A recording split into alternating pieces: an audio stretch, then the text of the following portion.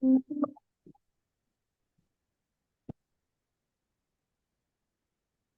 afternoon, everyone. I'm Dr. Sheila Caldwell, Southern Illinois University Vice President for Diversity, Equity, and Inclusion, as well as Anti-Racism. And I would like to thank each of you for joining us today for our conversation of understanding child care as a human right. Today, we will learn from child care experts and parents about what can we do to provide all children with nurturing and stimulating environments during their formative years, regardless of their social economic background. Child care support enables parents to pursue education and work while contributing to societal well-being by promoting equity and social inclusion. I would like to acknowledge and thank President Mahoney, who is not able to join us today while he is in Edwardsville. I also would like to thank Project Coordinator Ms. Doris Williams, who will receive your questions in the chat during this conversation of understanding. And last but not least, Mr. Carol Walker, who is providing technical leadership. And I just want everyone to know that very shortly after this conversation, this will be uploaded to YouTube for your reviewing. This discussion is made possible today with the vision and leadership of Ms. Leslie Burrell. She is the founder and CEO of Carefully Child Care Solutions. She will talk more about how she is not only helping SIU, but parents and higher education across the nation have more options to ensure college completion. Leslie. Hi, thank you so much, Sheila. I'm so honored to be here today for this discussion and as a partner with SIU, as we offer Carefully as an option for students who have parent and caregiving responsibilities so they can access childcare options. Carefully is a platform for parents. We're helping to build a global network of family, friends, and neighbors who believe in the power and resilience of community so that we can provide care for that our children need while advocating for the policies that we deserve. We know that childcare is expensive, unaffordable, and complicated, and that's what we're trying to do at Carefully is help bring people together so they can work while we try to find solutions to this problem in different ways as well. We're bringing all types of community-based care together in one place so parents can more easily find the care they need when they need it for all of their children. And when we talk about community-based care, I often say it's nothing new. It's something that many different cultures do. Many of our parents did to take care of us. It's what we do to survive. That's sharing care, that's organizing babysitting co-ops. That's working with your community to take care of your kids so that you can survive as a parent. We want to invest in families so that we can drive better outcomes. And we want to create opportunities for better health, wealth, and prosperity so that we can develop and share people's skills and expertise through our platform. So I'm excited today to be here and hear this discussion and think about ways that we can improve outcomes and improve the child care crisis that we're in today. Thank you. Thank you so much, Leslie. And I would like to say, speaking of expertise, we have gathered today a panel of experts, and I'm so looking forward to hearing what they have to say and really the solutions that they have to share today. So now I'm happy to introduce our illustrious panel. Carly, we'll start with you. Hello, I'm Carly Casperi. I am a supervisor with the Child Care Resource and Referral in Illinois. We support access, quality, and affordability in childcare. Our service delivery area at Bright Point is the 7 southern counties closest to St. Louis on the Illinois side. Thank you. Ms. Sherika Hunt. Hi, good afternoon, everyone. I'm happy to be here today. I serve as the Assistant Vice Chancellor for Development and Alumni Relations for Anti-Racism, Diversity, Equity, and Inclusion and Corporate Partnerships for the SIU Foundation. Thank you, Sherika. Ms. Rebecca. Good morning, I'm Rebecca Dabbs. I'm the Director of the Early Childhood Center on the Edwardsville campus. I'm just started my 25th year and have spent a lot of years watching student parents try to make it through college and that kind of stuff. So this topic is very close to my heart. Thanks for including me today. Thank you for being here. Ms. Karen. I'm Karen Samuel. I'm the director at Rainbow's End Child Development Center at SIU Carbondale campus. I've just been the director here for about 10 years now, but I've been in the field of early childhood for about 35 years. So it is my passion, and I'm glad to be here today too, since we're talking about those formative years and what children and families need. That's amazing. Between you and Rebecca, we already have 60 years of experience between the two of you. So yeah, this is definitely you all give a new level to the word expert, right? And now we'll turn it over to Ms. Genevieve. I'm Genevieve Sheridan. I'm located in Oregon. I'm the founder of Care Economy Group, and we are a national social cooperative that works with early childhood education providers, and we create employee ownership within the childcare space. Been working with childcare business owners for about 10 years. And I'm also part of the Social Economy Academy. So anyone can go online and learn about how to create a worker-owned cooperative. Excellent. Yeah, thank you for being innovative and making that happen to connect communities so we can serve children well. Thank you so much for doing that. Now we're going to dive into our questions, and the first question is for Carly.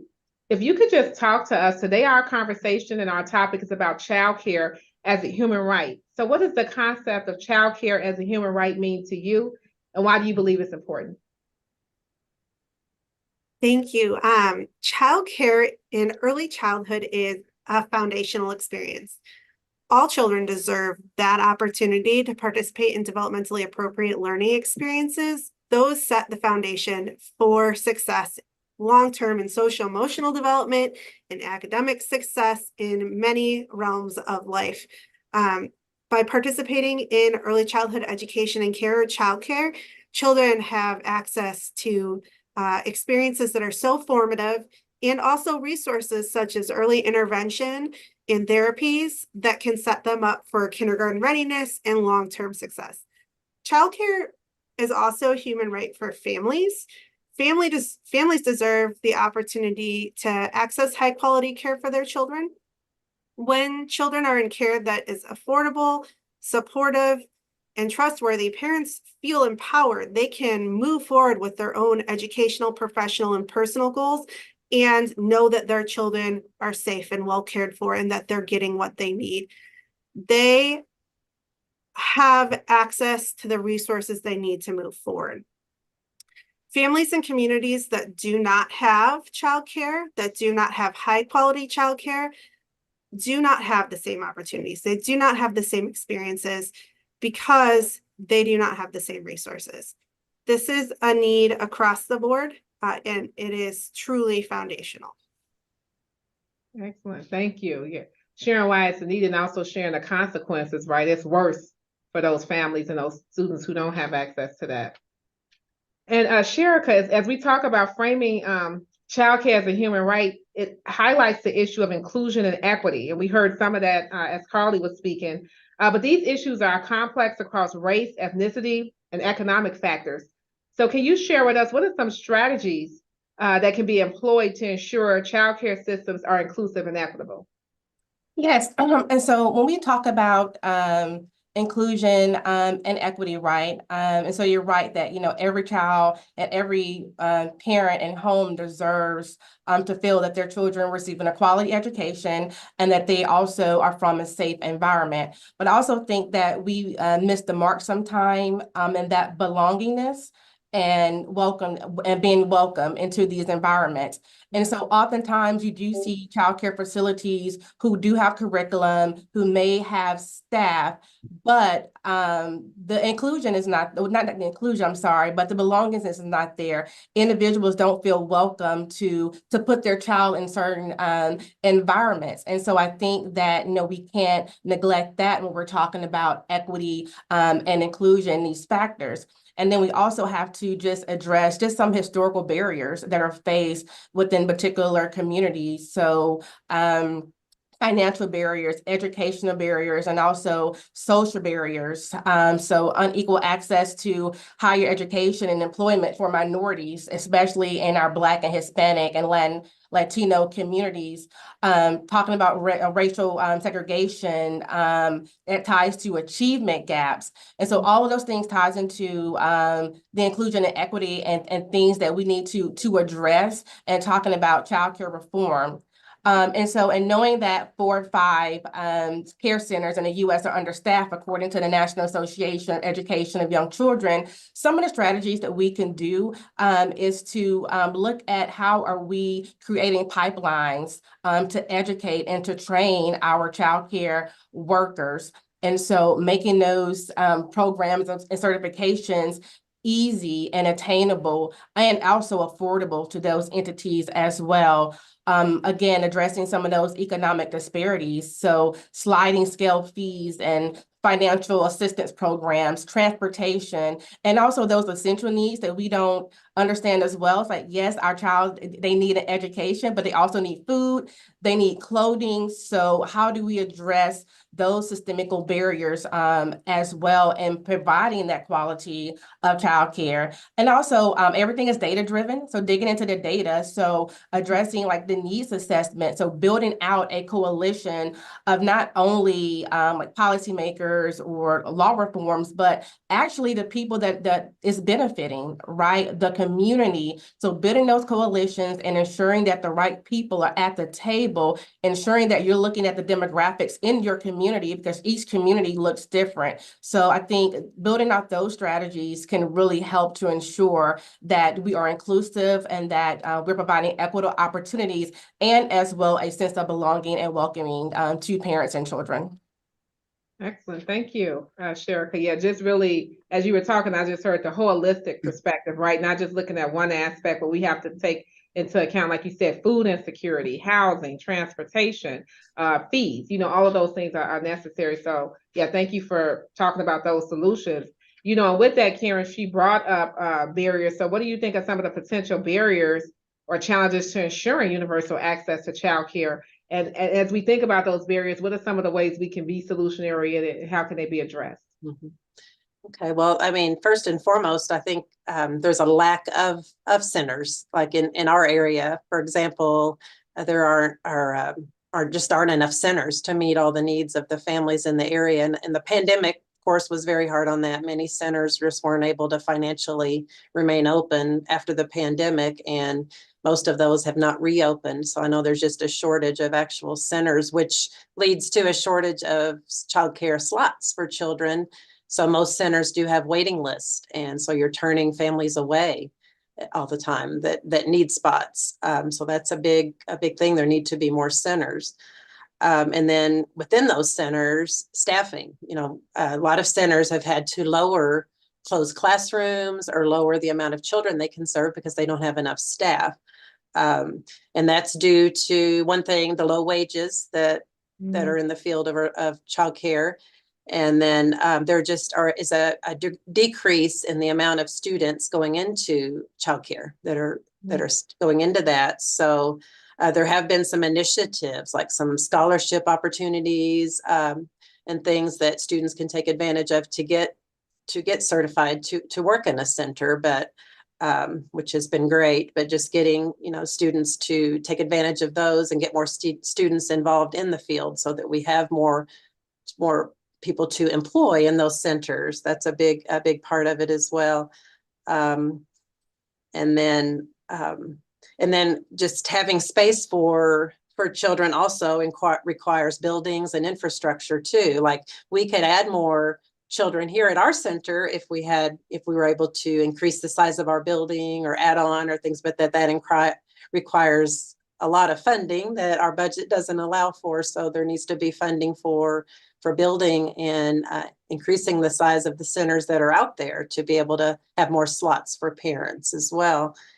And then as far as the subsidized care that the Child Care Resource and Referral agencies offer, that amount, and our Governor Pritzker has increased, or the Illinois has increased that amount over the past few years, but that needs to continue to increase. That they need to continue to increase that income threshold for families, so more families will qualify to get their childcare subsidized, so that they can afford to send their children to childcare, because it's very costly, especially if you have multiple children. A lot of families it's just not worth both parents working if they have to pay that high price of childcare.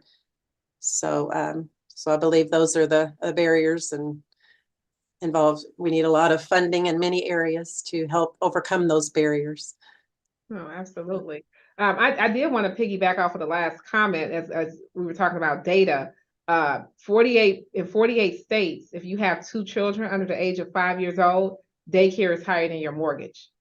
Yes, And I so a believe lot that. yeah, and in some Believe that. cases, it could be even higher than sending your kid to college, right? For those years as Yes. well. So it's quite costly. Yes. You know, and also you were just talking about limitations with childcare centers, especially post-COVID. I mean, I've heard the term childcare deserts. So I was just going to Mm. ask you as well as Rebecca, by you being on Carbondale and Rebecca leading in Edwardsville, are you all full to capacity? Like, do you all have space right now for more students, or are you all at your maximum as far as serving the students in your center?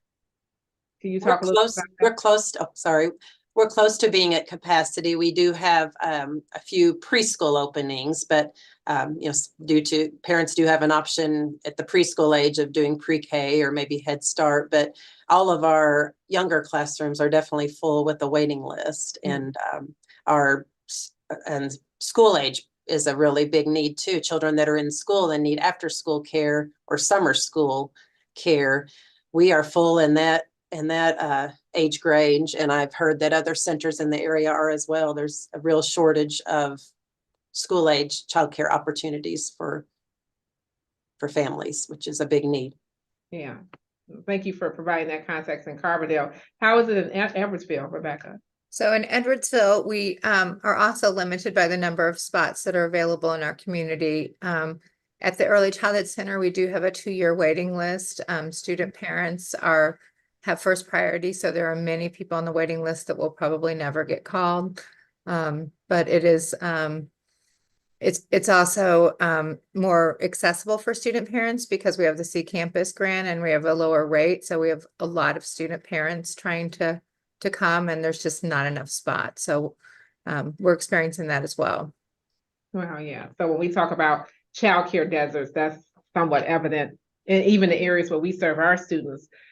You know, Karen, as you were talking about challenges, I was going to ask from a developmental perspective, how does a parent's access to affordable childcare contribute to the overall well-being and just the future prospects of their children as we talk about them having opportunities if they don't get access to, you know, those formative years as far as education? How can it impact the rest of their education throughout their life? You could talk a little bit about that. Okay.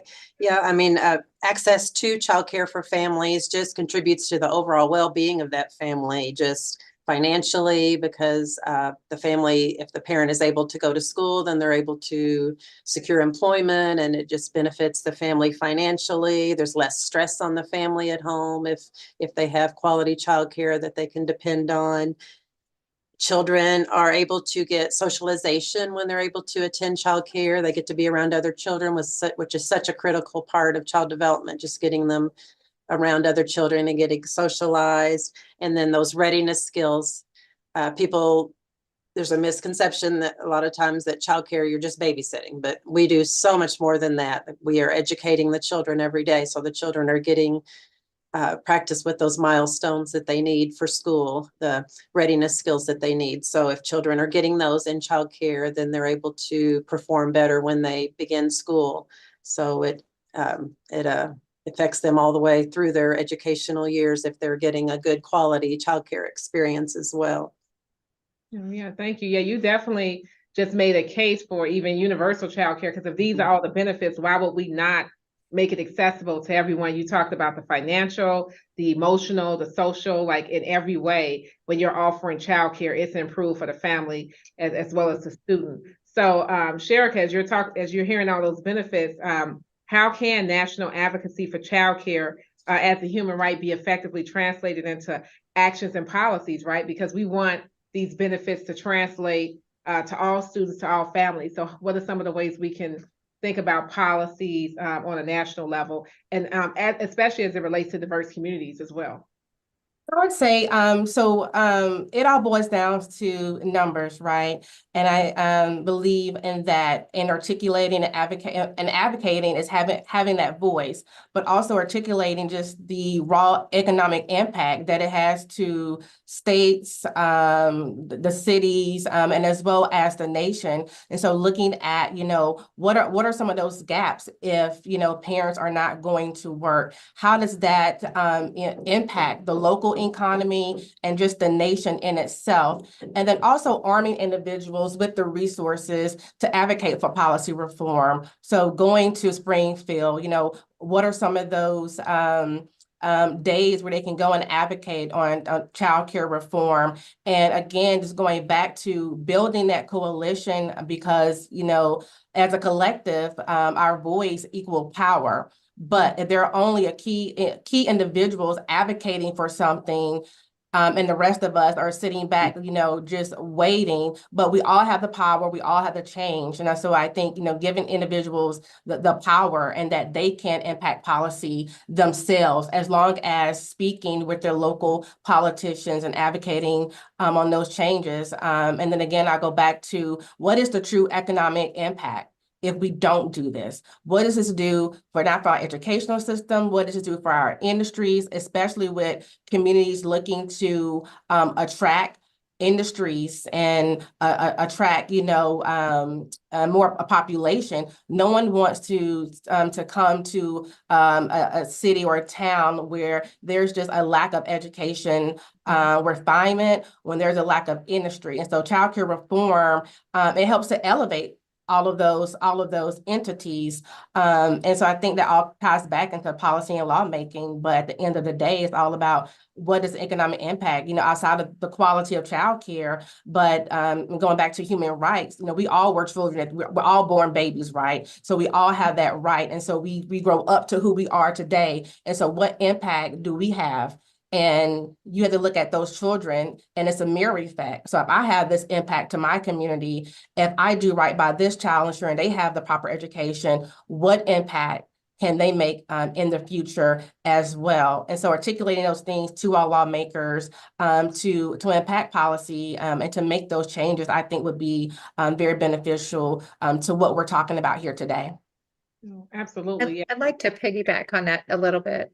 Yeah. Just to add to what Karen and Sharika said, it's just there's a number of longitudinal studies that have also talked about that investment in early childhood and how economically that we end up paying less for societal cost with that investment, less teenage pregnancies, less higher academic achievement, all of those really important things. So a number of studies have shown that it saves money in the long run. So just to kind of add to their discussion about economy.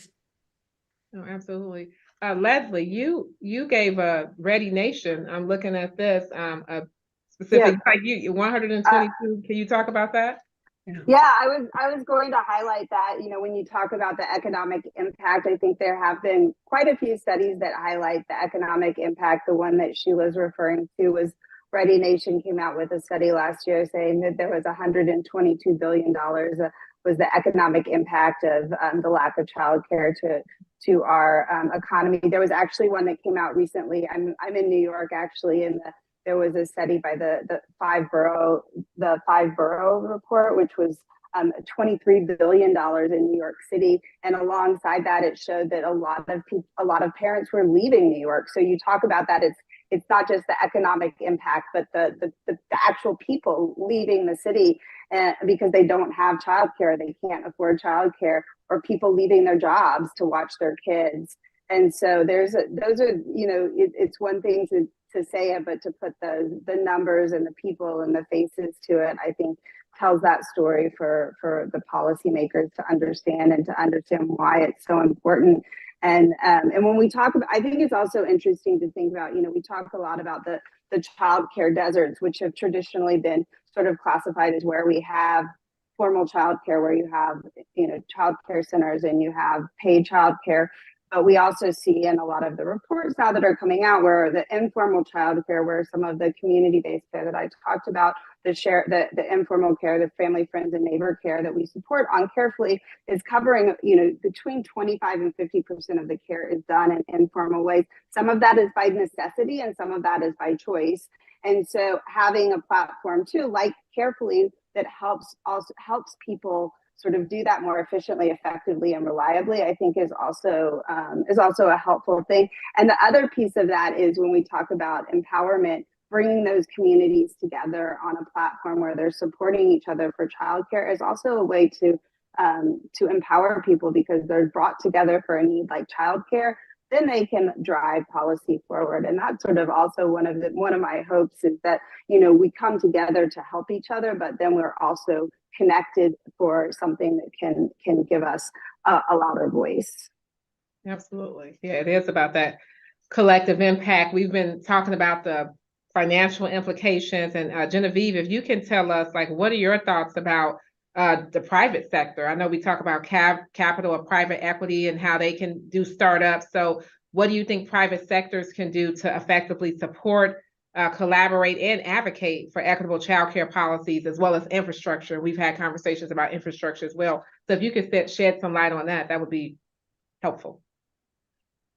Yeah, so the CHIPS Act has been very helpful because there's a mandate for semiconductor manufacturers to provide childcare for their employees in some form or fashion.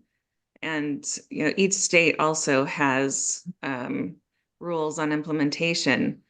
So that's been a game changer, because these federal subsidies going to the manufacturers are now hinging on childcare being provided to employees. It can be on site or it can be near site.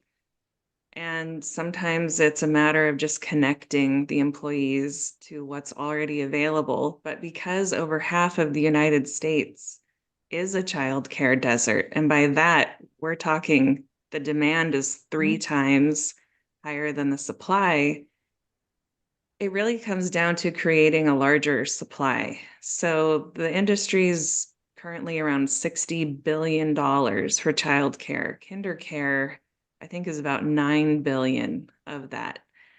And Bright Horizons, and they provide on-site employer-sponsored childcare. But because there's another, $180 billion of available market share, we really need new businesses and locally owned businesses to come in and start new facilities. At Care Economy Group, we are advocating for local employee ownership of childcare, because that ownership is also part of a group retirement plan. But all childcare is business, and whether it's nonprofit or for-profit, there's a business legal entity behind each center. And so there is a public-private partnership aspect happening around the country, because when ARPA funding was not renewed, states really stepped up to create state-level funding for childcare, but it's being piecemealed together. And so employers, there's a big role for employers here to play. And similar to healthcare, we're finding that employers want to provide childcare benefits to attract and retain employees and just keep their businesses alive, but don't know how to do it. Just like, they don't know how to set up a hospital, but they purchase insurance for their employees to be able to access healthcare. So we're helping some employers create childcare as a benefit and connecting to providers. Employers can and are very willing to subsidize the costs of care. They just need a clear pathway to do it.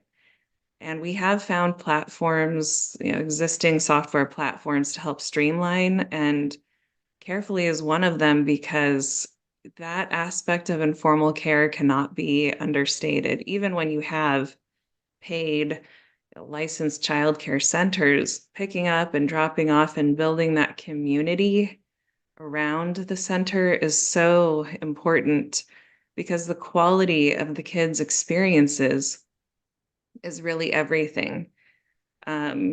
But in terms of capital, childcare centers in existing buildings, tenant improvements can be $50 to $100 a square foot. So, even for a small number of centers, we're looking at millions of dollars just to create the facilities, both indoor and outdoor spaces. And that really takes a tremendous amount of capital that right now, private equity and capital groups have, but the appetite for investing in childcare is limited due to the risky nature of the business and also the low margins. So we're finding that with employee ownership, we can actually increase the rates of returns and increase living wages for the workers and retain them because they have a financial future that they're building while they're working.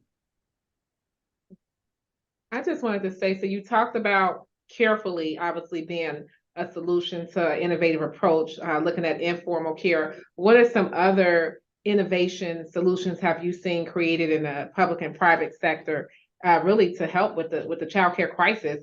As you said, 50% of the United States is a childcare desert, so that's that's huge. So what solutions are we looking at this point? So there's some other software platforms that are intended for employers to streamline their childcare benefits. There's platforms for municipalities to streamline subsidies. And really, a lot of municipalities are still using paper and mailing paper checks, and providers need to get paid quickly. They will pay their employees and not pay themselves if a government check is late. So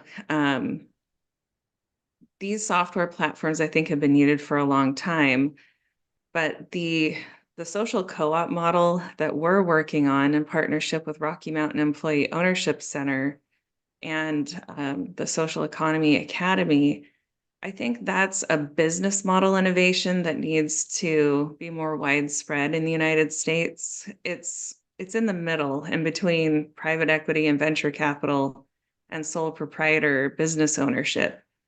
Both ends of that spectrum are volatile and I think have been driving forces of the instability of the United States childcare industry. So with cooperative ownership and especially local ownership, childcare centers are more stable, and the cooperatively owned centers that survived COVID are had a better chance of survival. But the sole proprietor model, although it's very common, I mean, there are tens of thousands of sole proprietor childcare business owners. It puts so much strain on people as individuals, emotionally and physically, that it burns people out. And I think that's a main reason why many teachers left their profession. But right now I'm working with a retiring preschool owner who's converting to employee ownership so she can retire. And that fear of, oh no, it's going to be all on me isn't there because they have a group of teachers to rely on. And now they want to expand.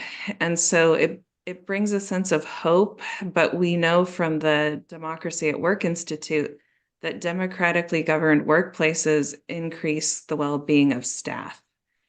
And so with that staff well-being, we believe we can translate that to greater well-being of children. Thank you. That was very helpful and gives us some ideas of what the challenges are and what are some of the possible solutions. Leslie, if you want to continue with some of the questions for our panelists. Sure. And I think that just to expand a little bit too on the technology innovations, I would say I also like to highlight that technology can often be just as much of a barrier as it can be an enabler. And so making sure that when we do build solutions that we're thinking about how we serve the community and we really uplift the work that's already being done without kind of being cumbersome and building, technology for technology's sake. There's a lot of communities that, that are doing a lot of the work already. And especially, with Carefully, we see ourselves as that kind of platform that's just there to support the communities in the work that they're already doing. And And even that is challenging, right? Because we're trying to make sure that people who are already frustrated and time constrained and resource constrained can adopt a new set of tools. And over time, that adoption will make their lives easier. But there's a learning curve with anything. And so thinking about how you have to make that technology useful enough to make people willing to get over it and kind of work through that kind of learning curve. And I think that that's one thing that to think about with all the innovations. There's already also a lot of antiquated technology that's pulling people back in terms of, you know, when they're applying for subsidies or trying to navigate the government systems and things like that. And so anything that we add, we want to make sure that it's really clear value. And so working the innovations that I'm seeing really are in those community developments of people really working together and focusing on how do we overcome those barriers.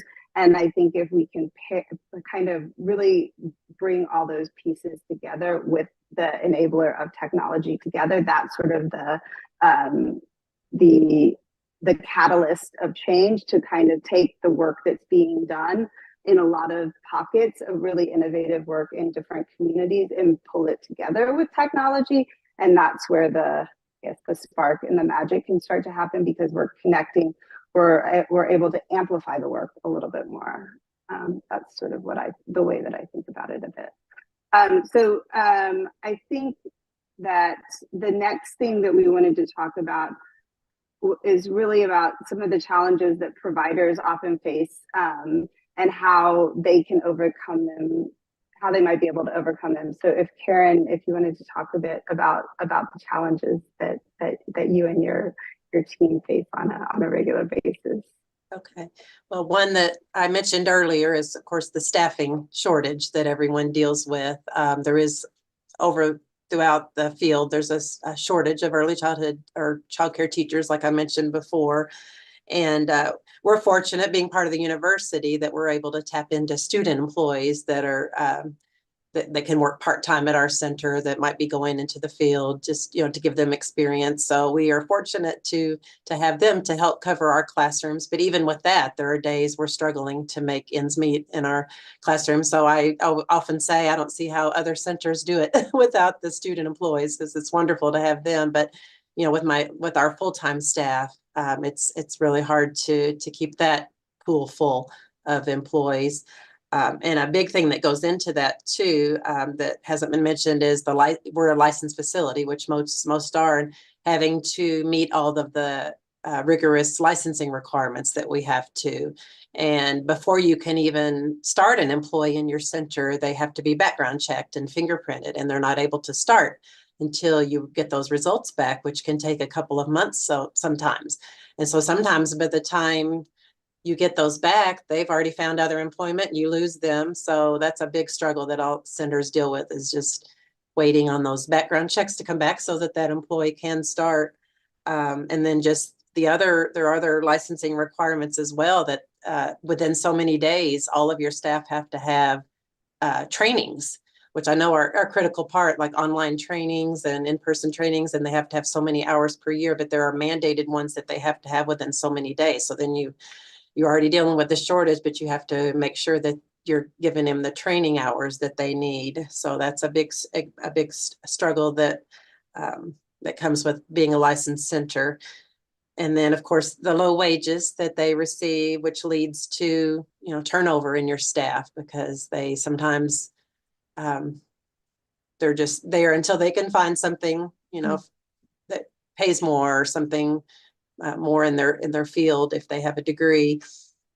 So it leads to a lot of turnover, which causes inconsistency in your classrooms, you know, and then the parents get frustrated with that there's there are new teachers in the rooms all the time. So that causes a lot of issues as well. And then just, which can cause stress on your existing staff if there are people coming in and out all the time, and their classrooms are short staffed. So that causes stress and strain on your your consistent staff, and then they get burnout, and so you're dealing with staff stress as well. And then I feel like sometimes, like I mentioned before too, that this the value and respect of the field, that we need to be looked at as being a more of an educational facility and not just babysitting. You know, that there needs to be more respect, that we need to advocate and let people know what, you know, show off what we do in our centers, so that they know that we're more, should be valued more and respected more as providers. And then also another thing that can be a struggle is when you have children with special needs in your center, because a lot of times we don't have the resources to give them what they need for their to deal with the special needs. So sometimes the child might need more one-on-one attention or one-on-one care that we cannot provide. So that can be a struggle. So we need more resources and staffing to help make sure those children are getting their needs met if they have an IEP or some special needs while they're there. So that's a big part. And then there just needs to be an investment more at the state and federal levels in our field that can trickle down and provide more funding for families to afford childcare and for the infrastructure and staff wages. So that's all I can think of right now. I could probably go on and on, but those are the main things I think that's a pretty big list. Yes. That's a big list of challenges on your shoulders for sure. And thank you for doing the work that you're doing every day against all of those challenges. And if we sort of flip it on the other side of it, Rebecca, do you want to talk about some of the challenges that you see that students are facing as they work to balance their childcare responsibilities with the academic coursework that they're taking on? Sure. Yes. Well, fortunately, we're in a unique, we have the unique opportunity to really work with those student parents and not only find ways to cover the cost of their childcare through, whether it's through grants or through the state subsidy program or partnering with Illinois Preschool for All programs, that kind of stuff. But there's a big kind of mental health piece with it too. And I'm sure Karen sees this every day in the faces of her student parents. It's a very heavy load. A lot of times they're working as well as going to school. So they're trying to manage their time. They're trying to manage money, which is a tough thing. Financial literacy around financial aid is sometimes confusing for student parents, and just kind of how to use their resources. They're still trying to run a household. They're still trying to parent.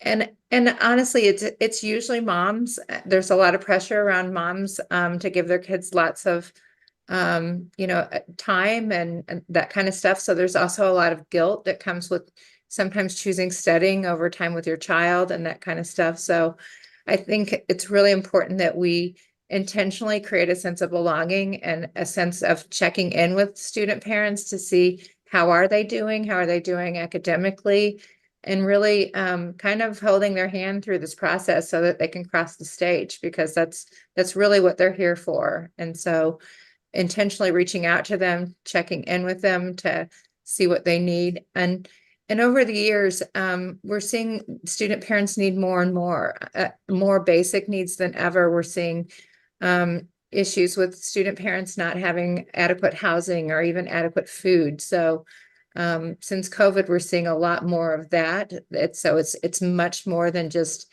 making sure that their childcare is paid for. It's really looking at the other kind of whole family needs. And so we also work really hard to partner with other people on campus so that we're not carrying this load by ourselves. So we partner with the Office of Financial Aid, with advising, with counseling services, so that we can really wrap around all those services to make these student parents feel successful and feel seen, So, yeah. If Rebecca, I can add to that. I know you said aligning and partnering across the university. So we have our So Look It Cares program here on campus to assist with books and tuition, food insecurities. We have our Heroes program, and it's an amazing facility. There is a mental health wellness component of it, and it looks like a spa when you walk in there. It's very zen, Nice. and peaceful, but it allows our students and families to go in to get those, again, those wraparound essential needs as far as like clothing, towels, washcloths. They're able to rent microwaves or crock pots, just those things that sometimes we don't think about because they're just come so easy to us, but those are the things that creates that welcomeness and belonging to our students. And in our student housing in Evergreen Terrace, I speak with a lot of alums who did come to SIU as parents, and they speak highly of just about some of those resources that were extended to them. I know one of the advice that they give is that communication piece. So some of those information were told to them by peers. So having the peer-to-peer type of mentorship opportunities where individuals can go on the website, they can read, you can give them a handbook, but it's nothing like having someone to walk you down to show you, how do I get, food assistance? How do I apply for Section 8 if there's no, housing in Evergreen Terrace? And so I think that's one of the great things about SIU is providing those resources to our parents and our students. That's great, and that kind of answers the question that we were talking about, just about how reliable childcare impacts academic performance. Do you also have thoughts, Sherika and Rebecca, as well, about how colleges and universities in general can better support students who are parents? Are there other things beyond what we've talked about that people can learn from SIU, that SIU could improve as well, to continue the support that's already happening and improve those outcomes further? I would say two things for me, and just being in fundraising is better aligning with our foundation and providing support services for our student programs that we have on campus, Rainbow's End and Head Start. So a lot of those things we like to push out just for Day of Giving only, but no, those are very intentional and substantial programs that really add value to the institution, add value to enrolling students or attracting students, our retention rate, and as well as our graduation rates as well. And so rolling out a fundraising model to where, those disparities and those challenges are pushed in a narrative when we're out speaking with potential donors or we're out speaking with corporations. So helping the foundation do a better job at telling the story of the need and the why. And then secondly, and this is just, speaking and talking with our students, especially our female students on campus, and providing more flexibility to childcare, right? And I know with the lack of staffing, we have to close at 4 and 5:30, but some of our programs and services, academic programs, they don't start till 5 o'clock.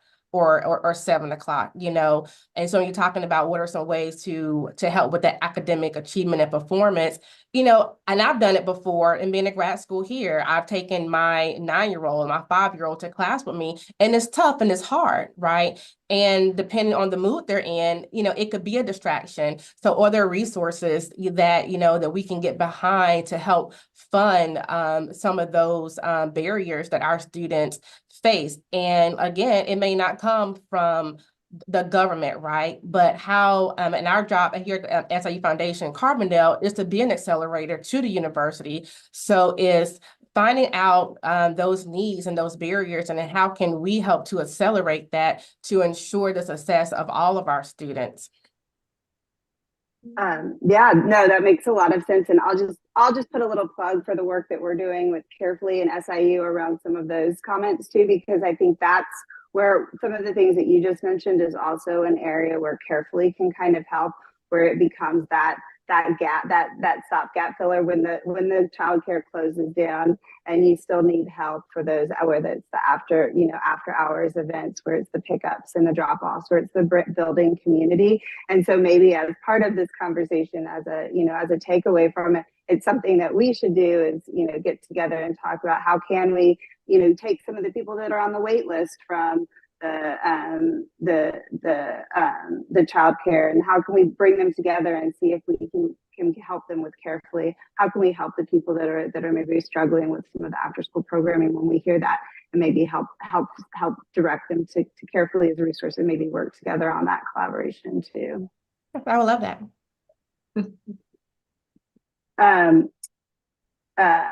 Sheila, do you want to take the last question and wrap it up? Yeah. Or you want me to?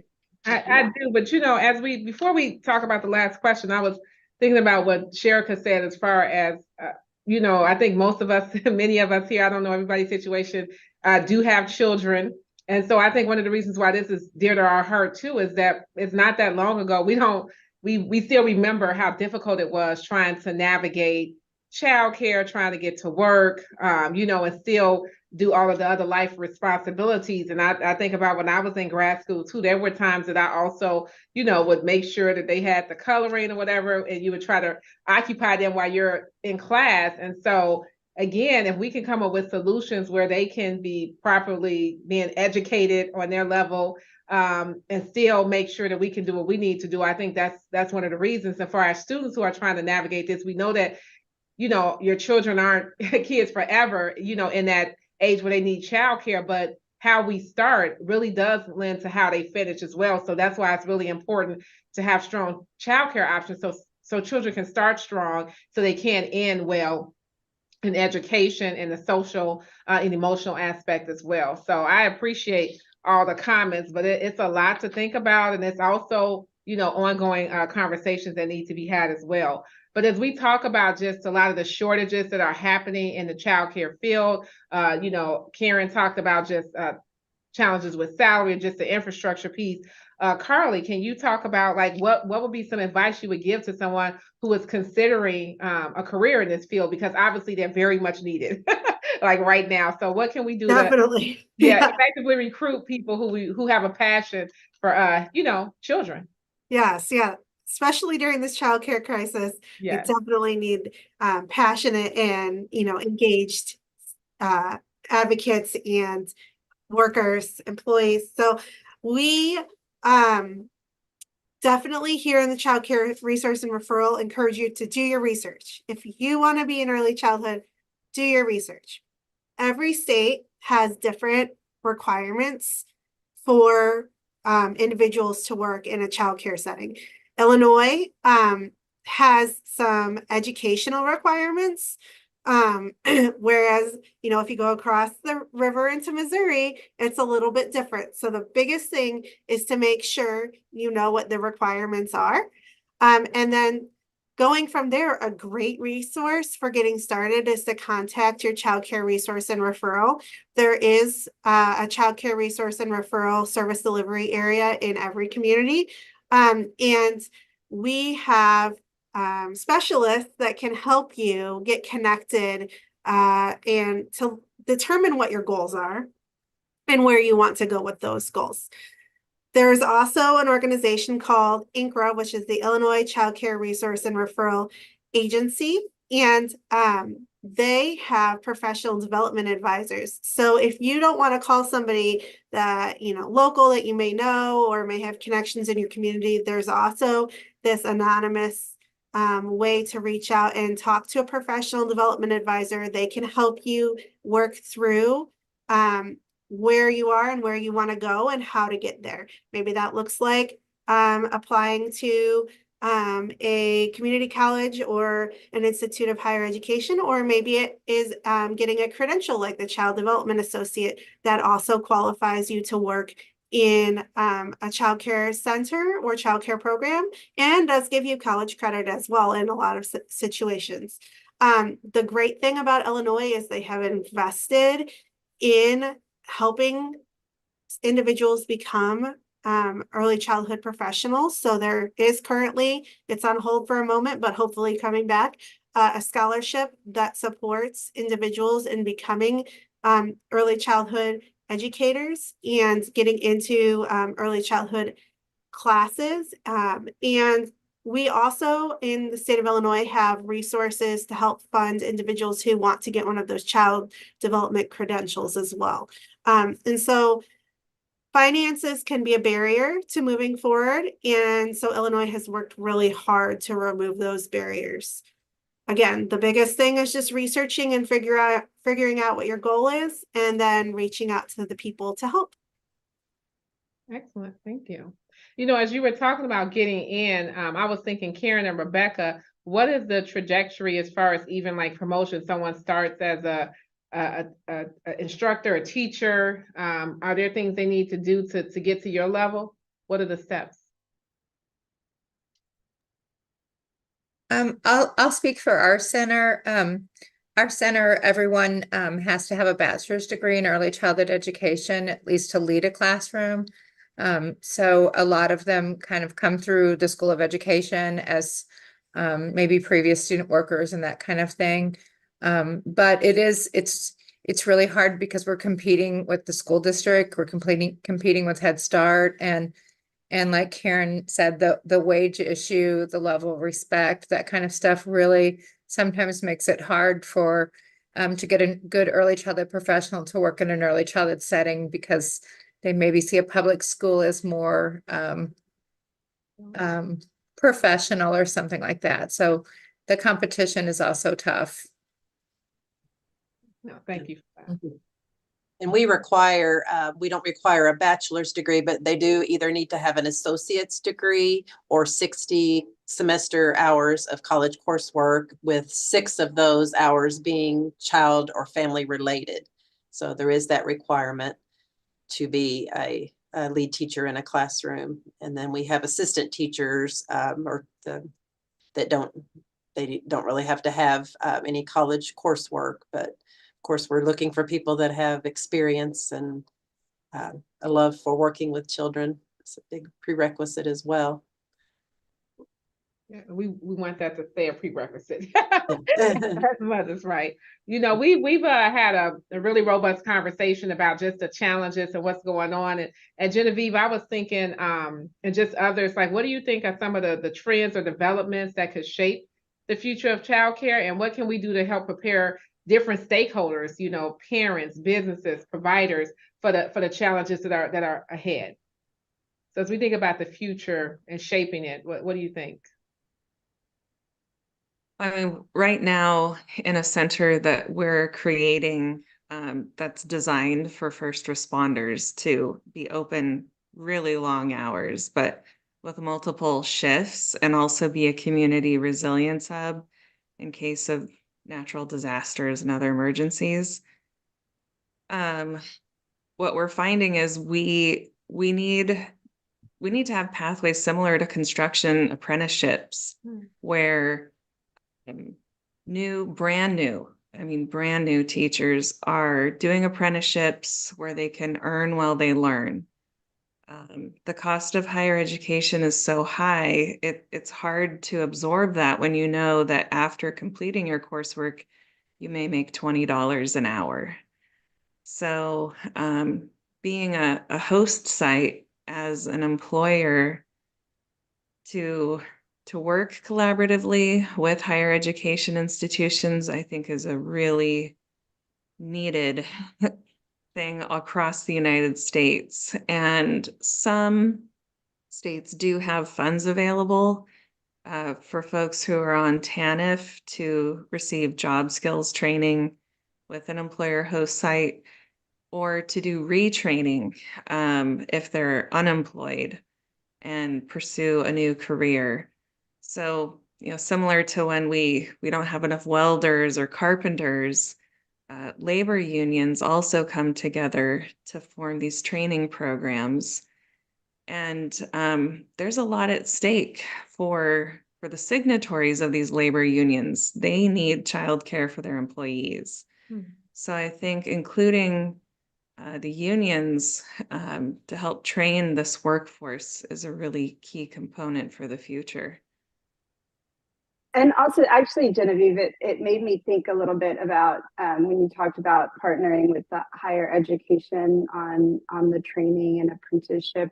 You know, there is also a model for this that comes from technology, where you have code academies, and that's a very highly skilled pathway that has also kind of changed the direction and started with boot camps for training engineers, right? And then went back to higher ed and started partnering with higher ed institutions to create a similar type of process within the university, so they could increase, you know, engineers within the university space, but following a different process. So there's sort of this innovation that happens when you partner in a different way. So that's kind of an interesting idea too, where some innovation might happen. Yeah, it would be great if the teachers can do the boot camp style training like during breaks. So then they don't have to miss work.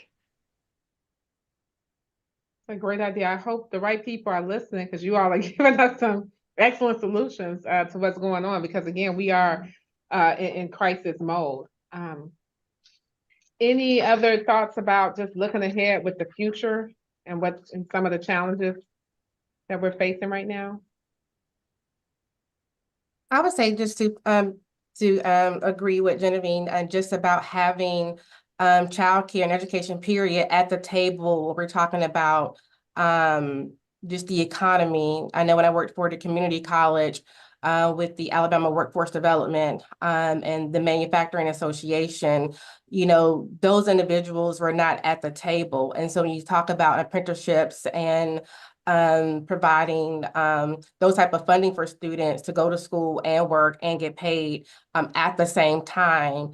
And so again, you know, advocating for those voices to be at the table, because childcare does play a big part in that for those individuals who are looking back to get retooled and building up their skill set and for teachers. So not only for single parents, but for, you know, two-parent households as well. And so I think that, you know, reaching out to those unions, reaching out, you know, to those workforce development coalitions and being, you know, advocating for, you know, our voices to be at those tables when decisions are being made, because childcare does play a big factor in allowing them to do what they do. Absolutely. So I wanted to make sure for those who are joining on YouTube, please feel free to put questions in. I think this is a great opportunity. We have experts from really throughout all different parts who can really address the questions that we've heard about quite a few solutions. So I would just encourage you to put questions in the chat. And Leslie, we do have one for you as we talk about carefully and just, again, us leveraging our partnership with you to help provide more solutions for our students. Can you talk about training or onboarding?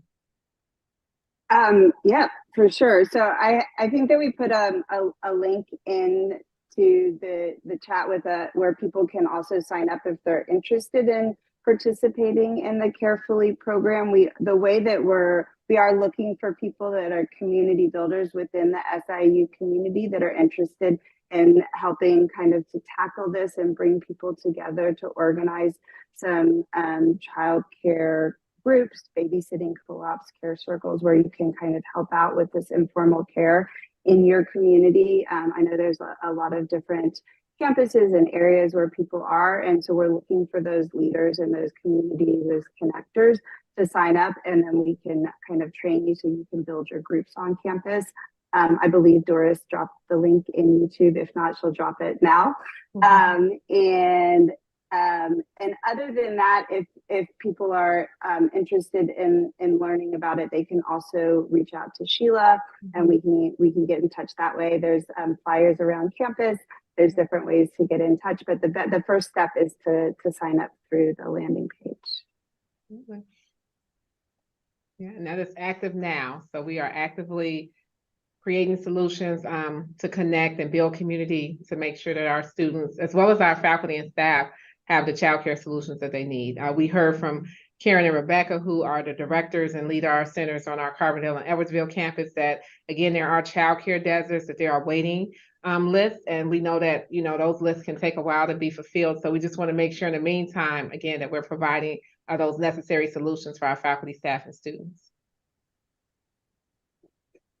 And I will say also, you don't necessarily have to be a parent to sign up.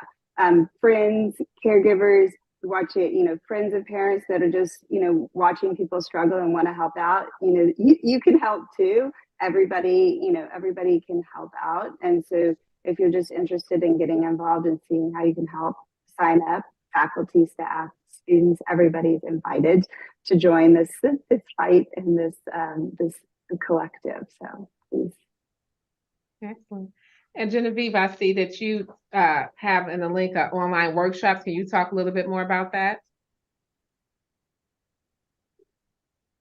Yeah, so the Rocky Mountain Employee Ownership Center, that's a nonprofit we partner with. They have online workshops that anyone can take. They're very low cost.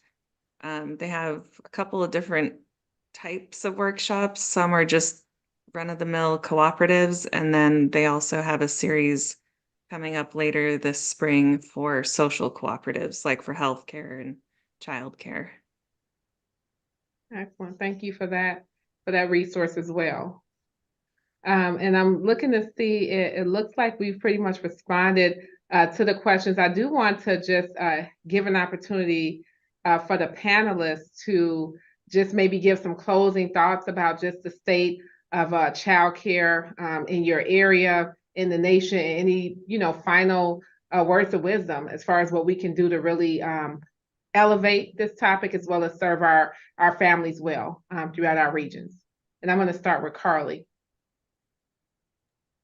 Sure. I think that for me, the biggest thing is just remembering that we cannot, as adults, succeed and have full staff, employees, active, you know, you go into a restaurant and they don't have enough staff. You go to a store, they don't have enough staff. That is because of the childcare crisis. That is the root of the problem. People cannot work if they do not have care for their children. And I think that when we connect that to childcare, it becomes a more relevant need.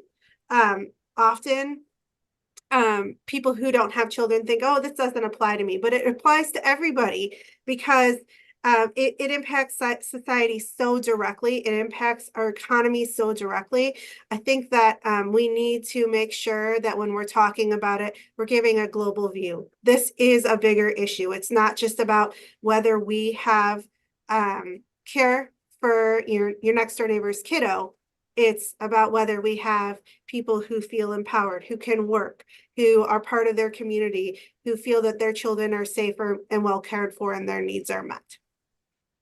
Absolutely. No, thank you for providing that bigger context, because we've all been into, you know, stores and places, and we know that they don't have enough staff. And like you said, it directly links to childcare. But again, the question earlier, if it costs more money to stay at home, if it's more affordable to stay at home, that's another thing that we have to think about as well. So it does impact all of us, and it does impact our economy. So for those who might be watching or who are listening who don't have kids, this is an issue that impacts everyone, because again, we live in society with each other and not by ourselves. And so we need to think about what our neighbor is experiencing and how, again, their lack of access is going to impact everyone. So that was an excellent point.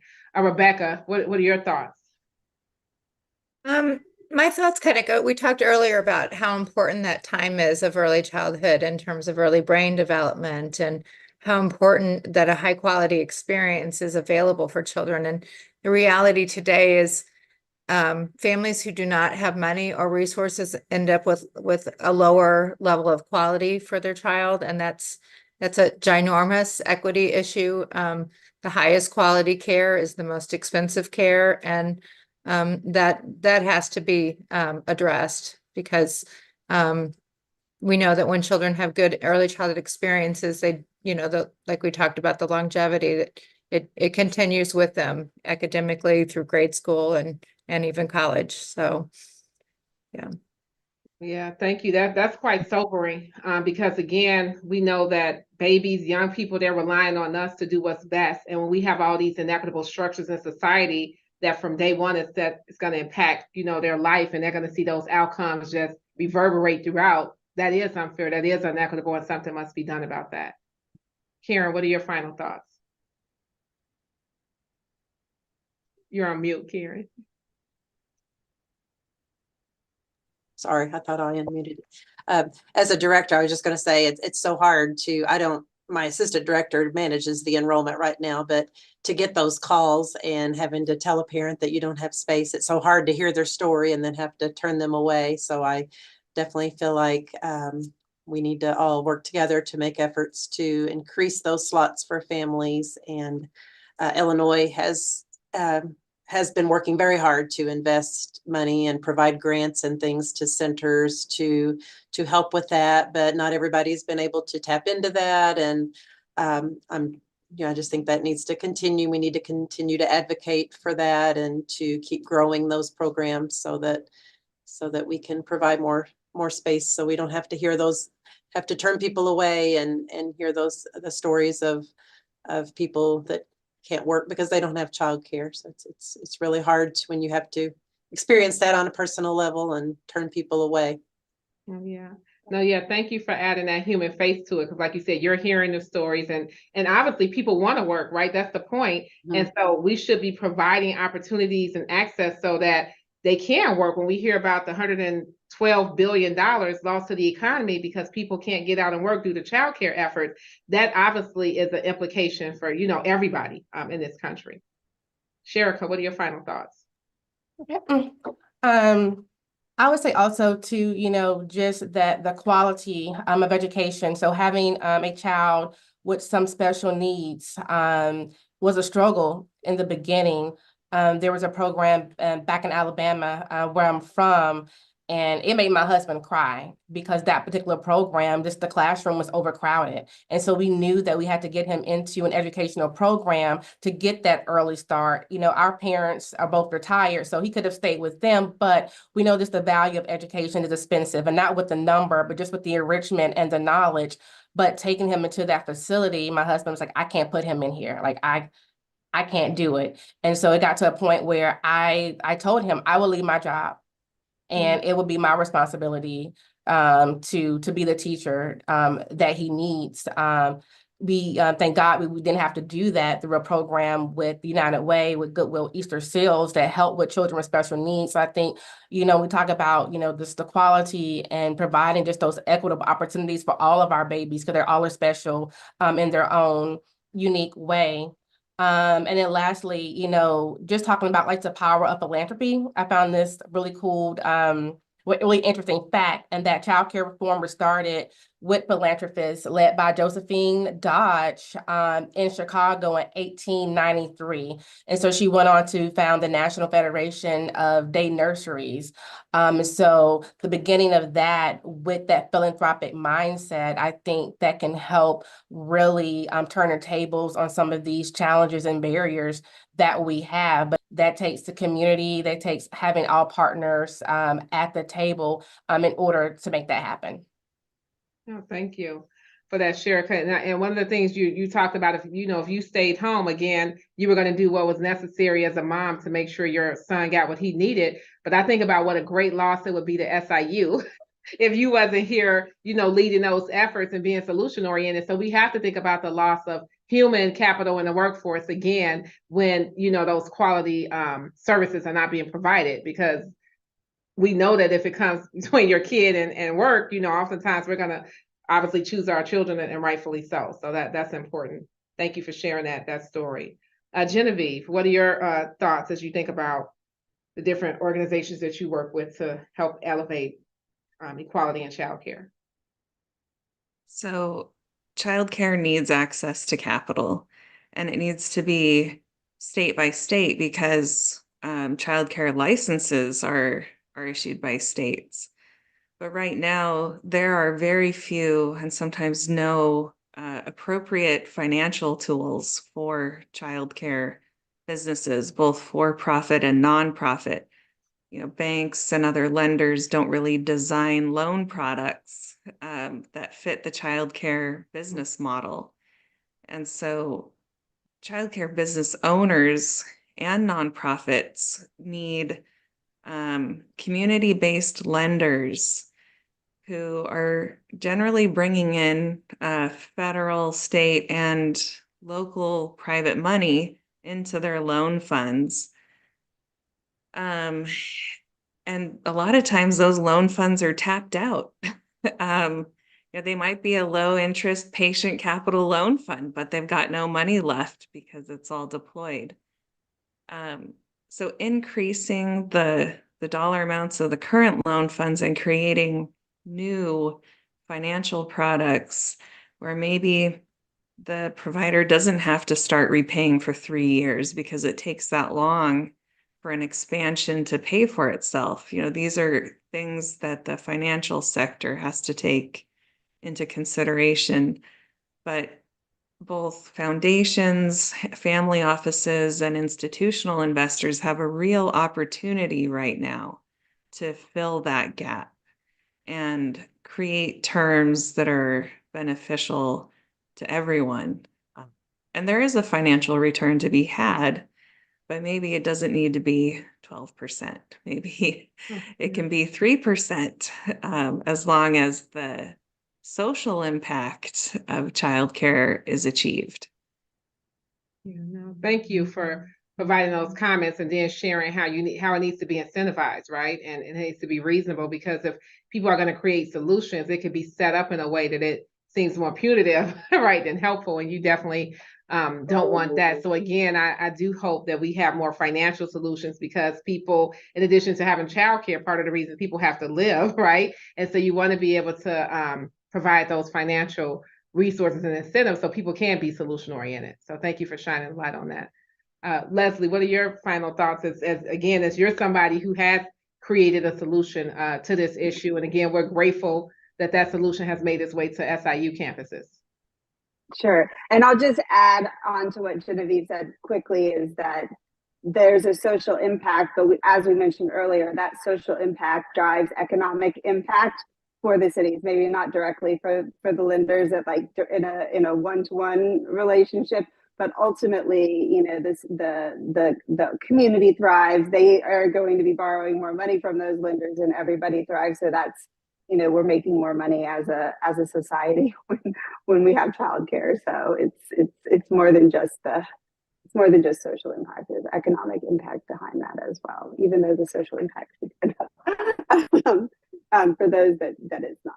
And I would say, the parting words I would give is for people that are thinking about carefully. We heard today that there is a 2-year waiting list, at some of the daycares, that there's a lack of childcare access, and I think people are still often not sure where to start with the informal care piece. And one of the things that I think about is people, especially I say in the American society, where we're taught that we have to do everything on our own. It's that American dream that is not so much of a dream. We have a community around us that is there to help us and that needs us too. And sometimes I think, this is not my words, but it's a gift to ask other people for help, because by asking for help, you show people that they can ask for help too. And this is something that I actually have experienced just by building carefully and using it in my own community. When you ask other people to help you with your kids, there's a look of relief on their face, because you're saying that you need help, and they're like, yes, I will help you, and that means you will help me too, right? And we can help each other, and by helping each other, we will both be relieved and our kids will be happy. And I would just tell everybody that there is joy that comes from that. And there is sometimes work to do to build that trust and to be vulnerable. But out of that also comes connection and community and solidarity. So that's what I would do. Excellent. No, Thank you for that, Leslie, because again, I think that the solution that you created, some of the things that we've talked about, even though they're necessary to implement, they may be far away. But, you know, as we have our neighbors and people in our community that we can build those connections with and relationships with, and we can partner and it can be mutually beneficial, I think that is more of an immediate solution. So I appreciate again that you're creating that. And for those who are listening, just know that that is a service that's available through SIU. You can reach out to me as well. And again, we'll work with Leslie. I want to thank all of our experts for joining us today. I'm giving you a hand because I think I've learned a great deal from each of you. I just want to reinforce again that we do believe that childcare should be a human right because it contributes to our society. And then we are invested and committed to making sure that the next generation, our future, that they get what they need in terms of education, in terms of service, in terms of wellness and holistic well-being, that we're committed to that. And we believe again that we can't see that come to fruition without investing in families and ensuring that everyone can thrive, the student, the parents, and the families as well. So again, we hope that you join us and just really continue to pay attention to this issue. So again, I want to thank our panelists, and I'm going to give you back the rest of your day. Thank you for joining us for this COU, and please join us for April 22nd when we'll have our next COU with our president. Thank you.